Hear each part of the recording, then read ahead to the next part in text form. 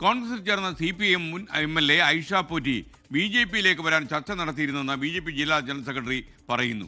ഐഷ പോറ്റി തിരുവനന്തപുരത്ത് വെച്ച് BJP നേതാവുമായി കൂടിക്കാഴ്ച നടത്തിയെന്നാണ് കൊല്ലം ഈസ്റ്റ് BJP ജില്ലാ ജനറൽ സെക്രട്ടറി വൈക്കൽ സോമൻ പറയുന്നത്. കൂടിക്കാഴ്ചയുടെ ചിത്രങ്ങൾ പുറത്തുവിടുമെന്ന് വൈക്കൽ സോമൻ പറഞ്ഞു. ഐഷ പോറ്റി ഞങ്ങൾ വരും കാലങ്ങളിൽ ഐഷ പോറ്റി BJP-യുടെ നേതാവുമായിട്ട് തിരുവനന്തപുരത്ത് ചർച്ച നടത്തിയ ഫോട്ടോസ് ഞങ്ങൾ പ്രസിദ്ധീകരിക്കും. അത് നമുക്ക് വരുമ്പോൾ ഞങ്ങൾ കാണാം. ഇലക്ഷൻ സമയമാവട്ടെ.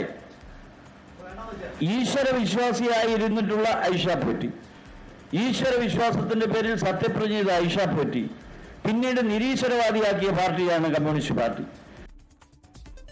സൂര്യഗായത്രി കൊല്ലത്ത് നിന്ന് വിവരങ്ങൾ നൽകാൻ ചേരുന്നു. സൂര്യഗായത്രി, ഏത് സാഹചര്യത്തിലാണ് ഈ വൈക്കൽ സോമൻ ഇത്തരമൊരു ആരോപണവുമായി രംഗത്ത് വന്നിരിക്കുന്നത്?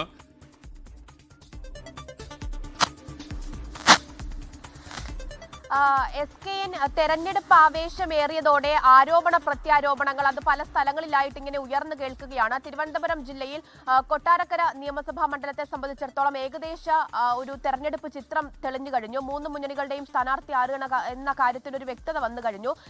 ഇതിപ്പോൾ ധനമന്ത്രി KN ബാലഗോപാലിനെതിരെ വലിയ തരത്തിലുള്ള വിമർശനങ്ങൾ BJP-യുടെ ഈസ്റ്റ് ജില്ലാ ജനറൽ സെക്രട്ടറി ആയിട്ടുള്ള വൈക്കൽ സോമൻ ഉയർത്തി വരികയായിരുന്നു. ഈ മണ്ഡലത്തിലെ വികസന കാര്യങ്ങളെ അത് ഐഷ പോറ്റിയുടെ അടുത്ത് പോലും ബോധ്യപ്പെടുത്താൻ ധനമന്ത്രി KN ബാലഗോപാലിന് കഴിയാതെ വരുന്ന ഒരു സാഹചര്യമുണ്ട്. അങ്ങനെ ധനമന്ത്രിയുമായിട്ട് ബന്ധപ്പെട്ട് അദ്ദേഹത്തെ ഇങ്ങനെ വിമർശിച്ച് വരുന്നതിനിടയിലാണ് ഐഷ പോറ്റിയെതിരെയുള്ള ഇത്തരത്തിലൊരു ആരോപണം ഉയർന്നു വന്നത്. അതായത് ഐഷ പോറ്റി BJP നേതാവുമായിട്ടും കൂടിക്കാഴ്ച നടത്തി, നേതൃത്വമായിട്ടും കൂടിക്കാഴ്ച നടത്തിയിട്ടുണ്ട് എന്നുള്ളതാണ് വൈക്കൽ സോമൻ ഇപ്പോൾ പറഞ്ഞു വെക്കുന്നത്. തിരുവനന്തപുരത്ത് വെച്ചായിരുന്നു കൂടിക്കാഴ്ച.